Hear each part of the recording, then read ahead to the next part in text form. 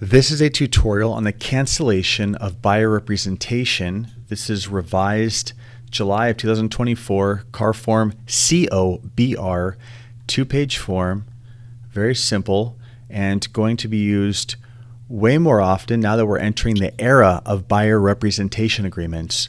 So we start by putting the name of the brokerage and the name of the buyer. Of course, this is all matching the actual buyer representation agreement right here, the BRBC. So we have this on standby as reference. We have the date that we prepared the BRBC that we put right here. That's how we know which document we're referencing. We put the date in here. Then we go down here. Who is canceling the buyer representation agreement? It can be the buyer or the broker, or both can mutually agree. And then we go down here. Now, keep in mind, either party can cancel whenever. The only difference is depending on if it's exclusive or non-exclusive, that just determines if there's a delay for the cancellation to go into effect. So, and then there's a section, effective date of cancellation. If the buyer is non-exclusive, the cancellation is effective immediately, or you can put a delay on it. And if it's exclusive, there's a 30-day delay after receipt of this notice. So it puts it right here. Now, as I said in my buyer representation video, you should always go exclusive, in my opinion, right there. Check that box on A2, exclusive. And then it has another option here on B3. Regardless of type of representation, buyer and broker mutually agree to cancel representation immediately, or, and you can just make up a number of days. Of course, any mutual cancellation. So if you check both up here and both down here, you'll definitely need both signatures at the bottom, and I'll show you. All right, this cancellation applies to all the properties that may be subject to buyer representation. Now, if there's an exception and it's only you want to just limit it down to a specific property, then you can write it in here. I would leave this alone. Leave 2C alone. In fact, you should always have a list of every property that you show a buyer to, and I'll explain why shortly. You probably already know the answer, but it's important to have a list of every property you show each buyer that you're working with. And then it just gives a little disclaimer. Once cancellation becomes effective, broker will not be the buyer's agent. Okay, we get it. Compensation due broker. Now, E1, just leave it alone. That's my suggestion. Because E1 stipulates that if the buyer goes into escrow on a property in which broker duties or broker involvement, that's the key word, was carried out during this representation period, well, then it entitles the broker to compensation. That's what, let me jump back here to the buyer representation agreement. That's what this continuation of payment.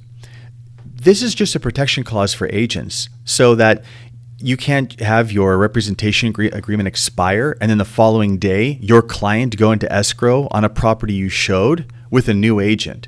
Just because your representation agreement expires doesn't mean someone can immediately go into escrow on a property in which you are doing broker duties, broker involvement, and they define it here on the representation agreement. You can see. So if you did any of this during the period of representation, and then that it ends through expiration or cancellation, this form, well, you're entitled to a number of days to still be compensated. And I put in 30 up here in the other video, but you can put in 90. You can put in whatever you want. I mean, I put 30 as like a low reasonable number.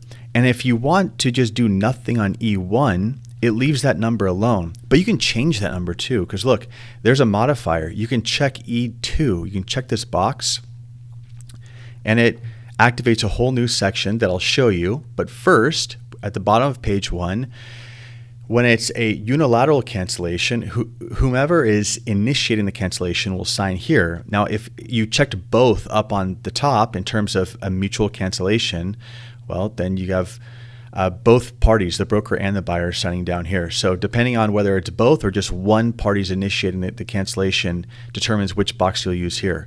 Now, remember how I said leave E1 alone, especially if you have a nice number of days right here on the representation agreement for the continuation period, 30, 60, 90 even, longer the better.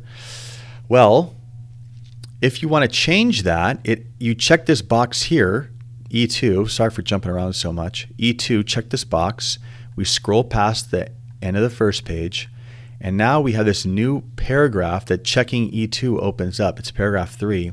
You can check this box here, and you can write in a number of days here, and then give a list of properties here to change that continuation period.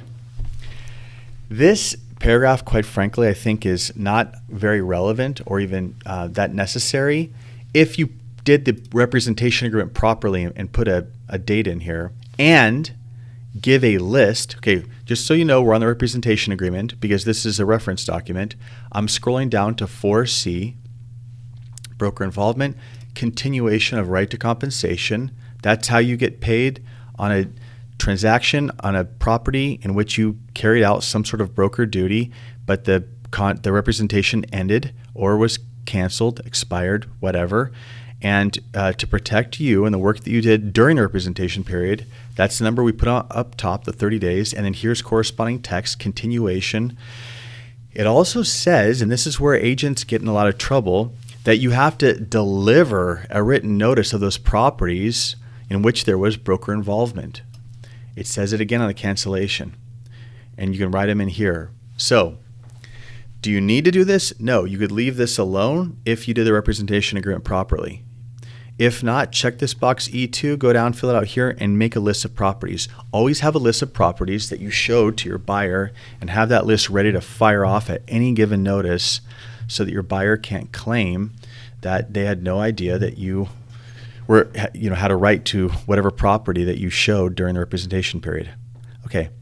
Now, did you do a bunch of marketing? Did you facilitate something that cost you money for a showing, and you had an agreement with your client that they'd reimburse you if it didn't transpire into a transaction? Check this box here to get reimbursed.